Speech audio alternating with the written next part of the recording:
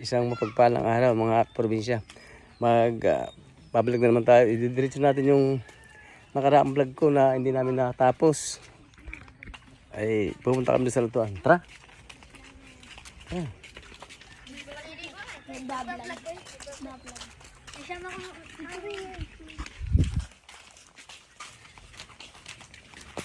Siya yung mga bata ito. Kasabay ko. Mga tisoy, ako papaligo. Saan ka naligo? Dela, Sa tulay. Mataas ba ang tulay dyan? Mataas. Yun, sa tulay dyan sila naligo.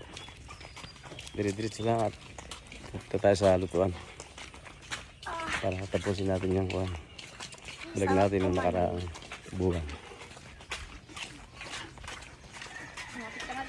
Ayun, Toti, malapit na tayo. Tisoy ka. Parang labo, hindi kaya labo. Hindi. Ito.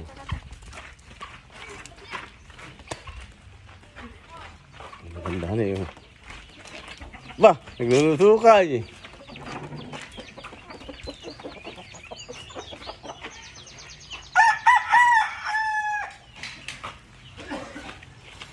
Ayan ang aking lutuan. Gawa ng alak.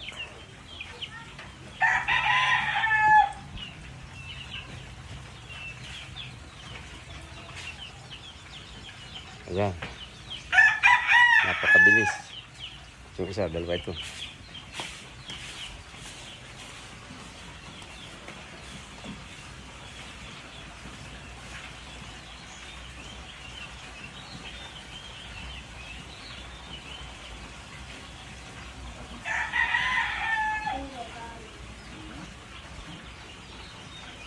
Para po malaman ninyo, ay papakita ko sa inyo kung paano gawin itong alak.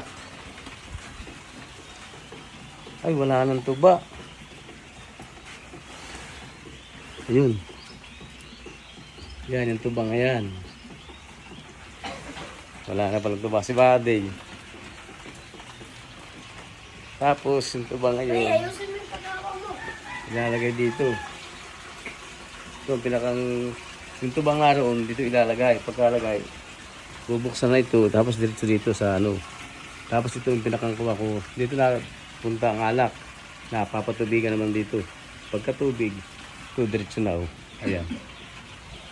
Yan, tulo na yan. Ganyan ang proseso paggagawa ng alak. So talagang dapat ikuha na yan. May apoy.